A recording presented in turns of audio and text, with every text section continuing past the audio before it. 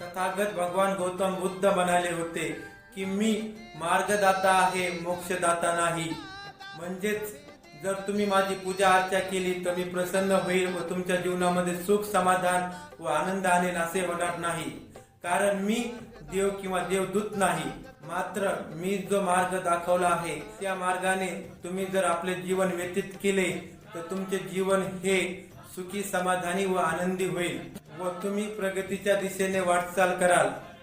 तरी आपल्या समाजातील बरेच लोक किंवा वाढदिवसाच्या शुभेच्छा देताना म्हणतात, बुद्धा ब्लेस यू.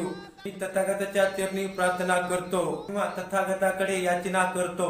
तर मित्रांनो, आपणास एवढे सांगायचे आहे की तथागत गौतम बुद्ध हे मार्गदाता आहेत, मोक्षदाता नाहीत. ते आपल्या जीवनामध्ये सुख, समाधान आणू शकत नाहीत.